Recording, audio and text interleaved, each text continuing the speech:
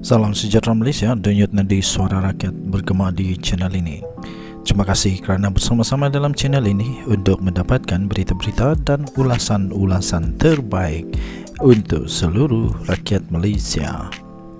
Bagi anda yang pertama kali bersama-sama dalam channel ini, sila tekan butang subscribe, like dan share. Malaysia kita punya, cintai Malaysiaku, kita jaga kita. Sekali lagi, bagi anda yang pertama kali, sila tekan butang subscribe, like dan share. Kita mulakan berita menarik hari ini.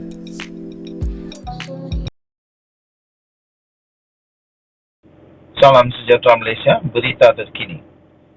Daripada hmetro.com.my, tiada campur tangan, beri laluan penuh kepada PDRM. Berita penuh.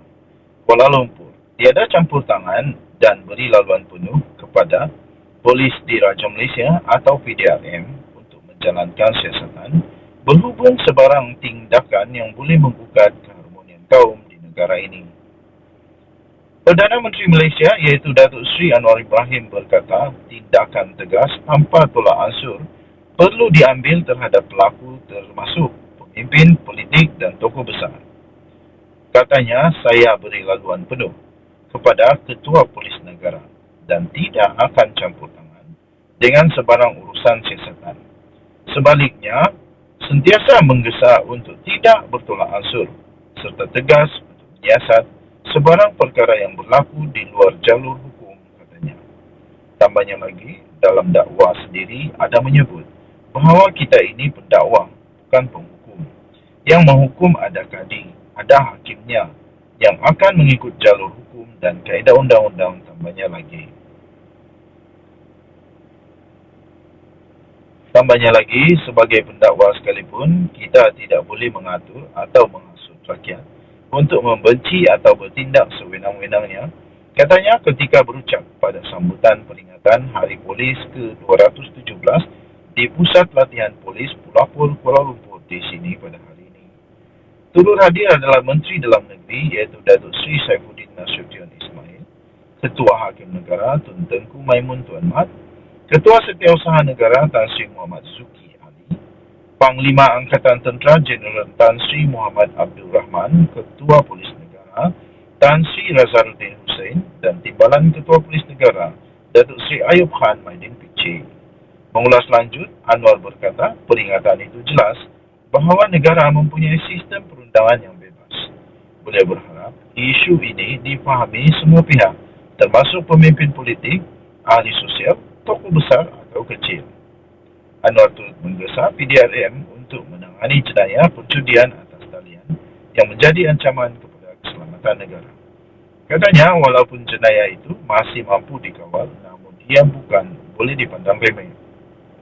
Negara jiran Indonesia beberapa bulan yang lalu, katanya, ada tokoh kanan polis yang terbabit aktiviti jenayah dan online gambling, iaitu perjudian di atas talian.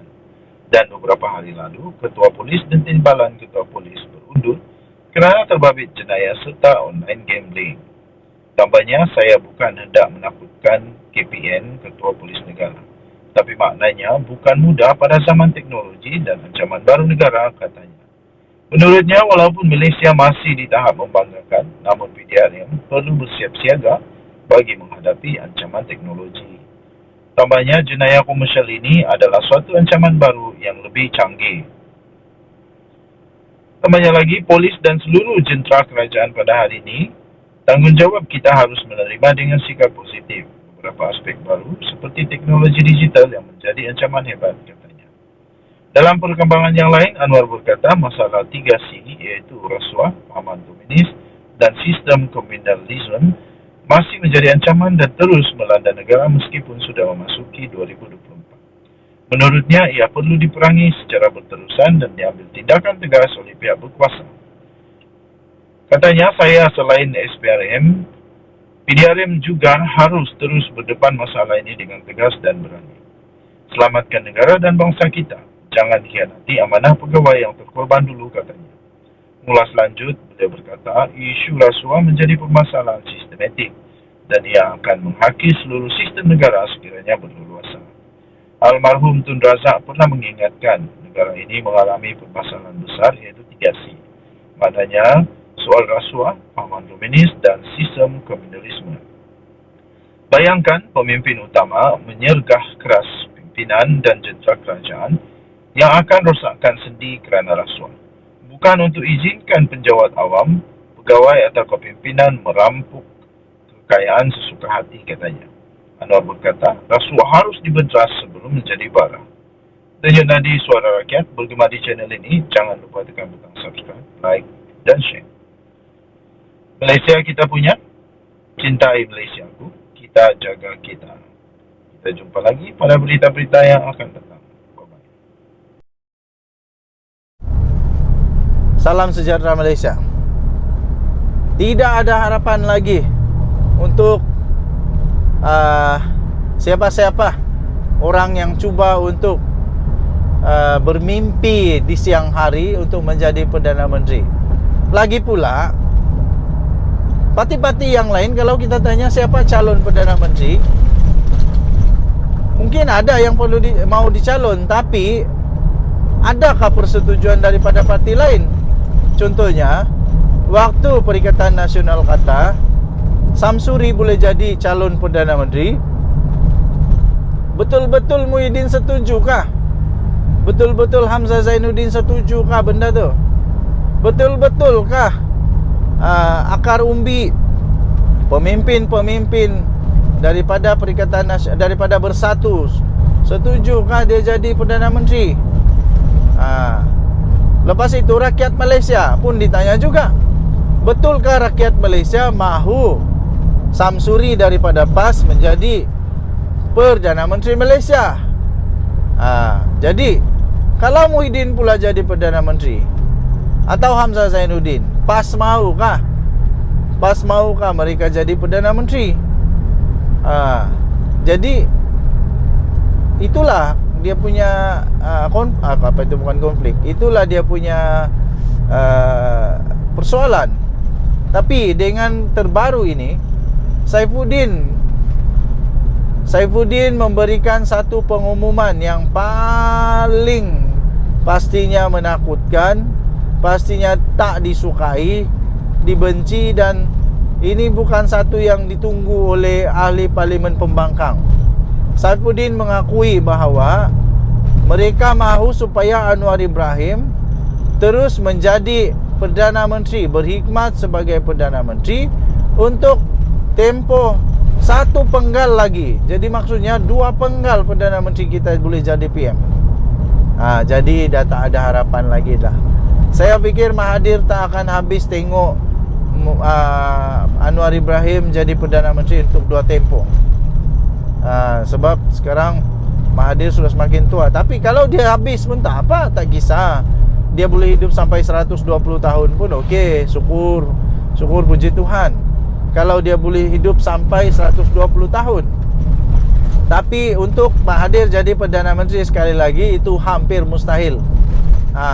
Dinyatakan lagi pula ini, we want Anwar to serve second term as Perdana Menteri, Prime Minister. Kata siapa? Kata Saifuddin. PKR General Secretary Saifuddin Nasution Ismail is hopeful. Beliau sangat berharap, is hopeful that Anwar Ibrahim will serve a second term as Prime Minister. Jadi dia kata now he is in his first term. InsyaAllah now there is clarity to enter a second term. That is our dream, he said in an episode of Keluar Sekejap podcast that aired yesterday. Jadi beliau betul-betul memberikan satu kepercayaan. Beliau benar-benar percaya, mahu, berharap supaya Perdana Menteri Datuk Seri Anwar Ibrahim jadi Perdana Menteri untuk term yang kedua. Sekarang pula Pakatan Harapan semakin kuat. Semakin kuat dan dinyatakan dalam beberapa ucapan beberapa ahli ahli-ahli politik Malaysia yang menyatakan bahawa Perikatan Nasional tidak boleh terus berharap kepada gelombang hijau, gelombang rakyat, kerana itu boleh pudar. Tapi ada satu gelombang yang tidak pernah pudar tahu. Gelombang Datuk Seri Anwar Ibrahim mau jadi Perdana Menteri.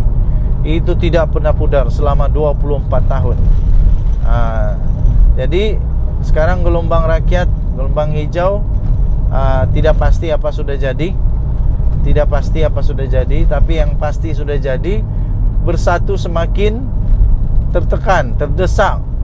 Banyak pemimpin dia yang sudah didakwa di mahkamah, salah guna kuasa, macam-macam lagi, menantulah, ketua bahagian lah, ada menantu sampai melarikan diri, tak mau balik Malaysia. Jadi layakkah lagi untuk beliau menjadi Perdana Menteri? Jadi yang pasti mereka semakin juga terdesak sekarang ini. Dengan ditambah lagi Kebawaduli Yang Maha Mulia Seri Paduka Baginda Yang di-Pertuan Agong Sultan Ibrahim yang sudah naik takhta, yang benar-benar berhati rakyat, yang benar-benar ingin melihat negara Malaysia maju semula sebagai satu negara yang berpadu, yang ada perpaduan. Sehingga Baginda mengatakan bahawa sebenarnya hadiah terbaik yang Baginda terima bukanlah hadiah-hadiah bunga kah, buah-buahan kah, atau apa jenis hadiah pun yang diberikan, tetapi hadiah yang paling mahal bagi Baginda, yang paling berharga bagi Baginda yang di-Pertuan Agong adalah perpaduan negara Malaysia. Pada hemat saya, pada pendapat saya, ini Baginda mau tunjukkan bahawa kerajaan perpaduan ini adalah kerajaan yang patut dipertahankan, patut untuk diteruskan. Baginda sampai memberikan satu contoh yang saya sangat setuju, kerana saya kenal ramai rakan saya daripada Johor, di mana bangsa Johor, orang-orang Johor, negeri Johor mengamalkan konsep bangsa Johor supaya mereka boleh hidup harmoni, mereka hidup dalam keadaan yang maju bersama, dan ternyata itu betul-betul berhasil di Johor. Jadi tuan-tuan dan puan yang dihormati sekalian, nampaknya bukan tiada harapan sangat 120% lah, tapi mungkin 99.9% tidak ada harapan lagi untuk bermimpi-mimpi untuk menebuk atapkah, menunggu atap runtuhkah, seperti kata Hadi Awang di dalam TikTok yang viral. Dia kata, jangan salahkan kami kalau ada kerajaan tumbang, kerana kami bukan tebuk atap, tetapi atap itu yang tumbang sendiri. Saya fikir atap tidak akan tumbang. Itu hanya mimpi-mimpi si Hadi Awang ini saja, tidak akan tumbang lah. Jadi tahniah diucapkan kepada kerajaan perpaduan, kerajaan Madani ini yang terbaik dalam sejarah, yang mencipta sejarah Malaysia. Buat kali pertamanya ada kerajaan perpaduan, dan hasil daripada kerajaan perpaduan, negara Malaysia semakin bersatu padu. Ini baru tahun kedua Datuk Seri Anwar Ibrahim jadi Perdana Menteri. Lihatlah perubahan yang terjadi. Negara Malaysia semakin bersatu padu. Kita mendoakan negara Malaysia semakin maju. Digarhayu tuanku Duli Yang Maha Mulia Seri Paduka Baginda Yang di-Pertuan Agong serta seluruh raja-raja Melayu. Kita doakan semoga pemerintahan Baginda semakin makmur. Dengan nadi Suara Rakyat bergema di channel ini, jangan lupa tekan butang subscribe, like dan share. Malaysia kita punya, cintai Malaysia aku, kita jaga kita. Bye-bye.